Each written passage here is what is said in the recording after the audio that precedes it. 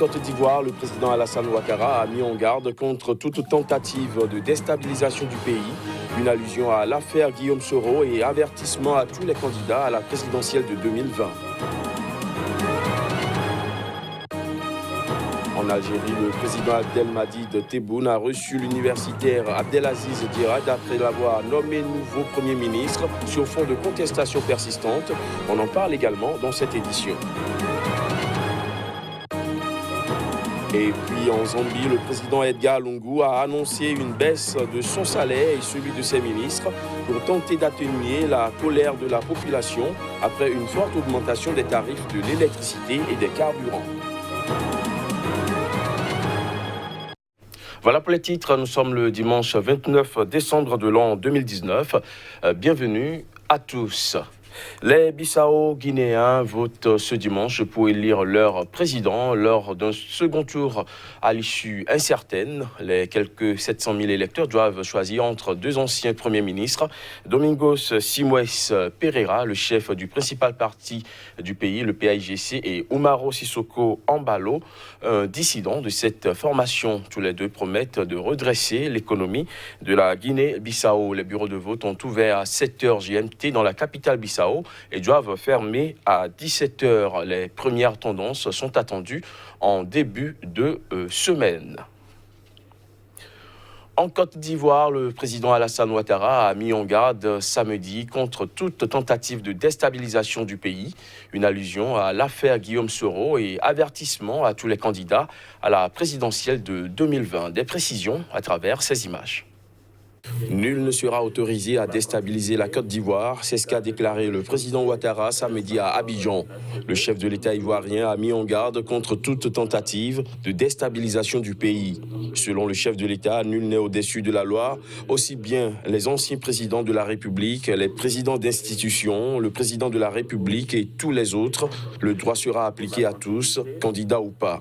Ces propos pourraient viser Guillaume Soro, ex-président de l'Assemblée nationale et candidat déclaré à la présidentielle d'octobre 2020 sous le coup d'un mandat d'arrêt international depuis lundi, mais aussi l'ancien président ivoirien Henri Konan Bédié, chef du principal parti d'opposition, qui laisse planer le mystère sur sa possible candidature. Ex-chef de la rébellion ivoirienne des années 2000, Guillaume Soro est accusé par la justice d'avoir fomenté une insurrection civile et militaire pour s'emparer du pouvoir, ce qu'il nie. Il a tenté de revenir en Côte d'Ivoire lundi après 6 mois à l'étranger, mais son avion a fait demi-tour vers l'Europe où il se trouve actuellement. Défiant le président Alassane Ouattara, Guillaume Soro a annoncé vendredi soir sur son compte Twitter qu'il adresserait un message à la nation en direct sur tous les médias sociaux le 31 décembre à 20h GMT, c'est-à-dire en même temps que la traditionnelle allocution de nouvelle année du chef de l'État ivoirien. En Algérie, le président Abdelmadjid Tebboune a reçu l'universitaire Abdelaziz Djerad après l'avoir nommé nouveau Premier ministre sur fond de contestation. Le nouveau chef du gouvernement a été chargé de constituer une nouvelle équipe gouvernementale. Les détails. Le président algérien Abdelmadjid Tebboune a nommé samedi Abdelaziz Djerad au poste de Premier ministre. Reçu samedi par le président Tebboune, le nouveau Premier ministre a été chargé de constituer un nouveau gouvernement. Il succède à Sabri Boukadoum, ministre des Affaires étrangères, qui avait été nommé Premier ministre par intérim après la démission de Noureddine Bedoui le 19 décembre, jour de l'investiture de Abdelmadjid Tebboune comme nouveau chef de l'État. Dans sa première déclaration à la presse, Abdelaziz Djerad a insisté sur l'importance de travailler avec toutes les compétences nationales et les cadres du pays, les citoyennes et les citoyens, afin de sortir de l'étape difficile actuelle et faire face à des défis économiques et sociaux. Diplômé de la faculté des sciences politiques d'Alger et docteur d'État de l'université Paris-Nanterre, le nouveau Premier ministre a déjà exercé de hautes fonctions. Il a été secrétaire général de la présidence de la République de 1993 à 1995, ou encore secrétaire général du ministère des Affaires étrangères de 2001 à 2003, lors du premier mandat d'Abdelaziz Bouteflika. Sa nomination intervient 2 semaines après l'élection à la présidentielle d'Abdelmadjid Tebboune, au terme d'un scrutin largement boudé par les Algériens et décrié par le puissant mouvement de contestation qui secoue le pays depuis le 22 février. En Zambie, le président Edgar Lungu a annoncé en début de week-end une baisse de son salaire et celui de ses ministres. Objectif, tenter d'atténuer la colère de la population après une forte augmentation des tarifs de l'électricité et des carburants. Une baisse de son salaire et celui de ses ministres, c'est la nouvelle mesure annoncée par le chef de l'État zambien Edgar Lungu pour tenter d'atténuer la colère de la population après une forte augmentation des tarifs de l'électricité et des carburants. Les tarifs de l'électricité pour les particuliers vont bondir de 115% à compter du 1er janvier 2020. Ceux de l'essence et du gasoil ont augmenté avec effet immédiat de 10 à 11% respectivement, provoquant des réactions outrées des usagers sur les réseaux sociaux. Vendredi, la présidence zambienne a réagi en annonçant une baisse de 15 à 20% des salaires du chef de l'État et de ses ministres afin d'amortir l'impact de l'augmentation des tarifs des carburants et de l'électricité pour les citoyens. Le principal opposant zambien Hakainde Hichilema a jugé insignifiante la baisse du salaire du président. Sur son compte Twitter, il a estimé qu'il s'agit d'une goutte d'eau dans un océan. Selon l'opposant, l'augmentation des tarifs de l'électricité est le résultat de l'échec de ZESCO, la compagnie nationale d'électricité, rongée par la corruption. Jeudi, l'agence de régulation de l'énergie avait donné son feu vert à ZESCO pour augmenter ses tarifs compte tenu des graves problèmes financiers que le groupe public rencontre. Au Rwanda, les habitants des bidonvilles de Kigali accusent les autorités de raser leurs maisons sans leur verser les compensations promises, suscitant la colère dans un contexte de vaste modernisation de la capitale rwandaise. Les autorités justifient les expulsions par le fait que de nombreuses maisons sont situées sur des marécages ou bien sur des terrains susceptibles de connaître des glissements de terrain ou des inondations. Reportage. En décembre, à Nyarutarama, un quartier hébergeant les plus grands bidonvilles de Kigali et côtoyant des zones très aisées, les premières maisons ont commencé à être rasées conformément au plan de la mairie, suscitant la résistance des habitants. Beaucoup parmi les plus pauvres de Kigali ne se sentent pas les bienvenus dans cette ville devenue une vitrine en Afrique, saluée pour la sûreté et la propreté de ses rues. La capitale connaît une profonde métamorphose dans le cadre de Vision 2050, le programme du président Paul Kagame pour faire accéder le Rwanda au statut de pays riche. Selon la Banque mondiale, la part de la population rwandaise vivant sous le seuil de pauvreté se situe juste en dessous de 40%, un chiffre stable depuis 2014. Ces dernières années, des hôtels 5 étoiles, un centre de conférence estimé à 270 millions d'euros ou encore des zones économiques spéciales ont ouvert leurs portes. Parallèlement, le taux de chômage augmente. Il est passé de 14,5 à 16% entre février et novembre, de même que l'inflation qui est de 6,9% en novembre selon les données officielles. Des groupes de défense des droits de l'homme ont accusé le gouvernement de parquer les indésirables, notamment les mendiants, les enfants des rues et les prostituées dans les centres de détention à l'extérieur de la ville.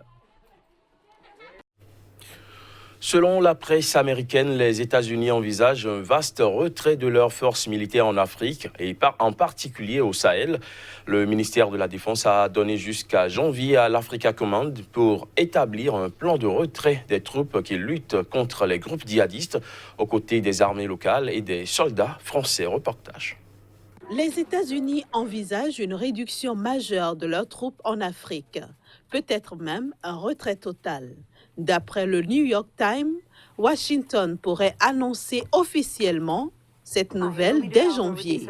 Actuellement, jusqu'à 7000 soldats américains stationnent sur le continent, la plupart en Afrique subsaharienne et en Somalie. Mais ce sont les troupes au Niger, au Tchad et au Mali qui sont les plus concernées par cette vaste révision.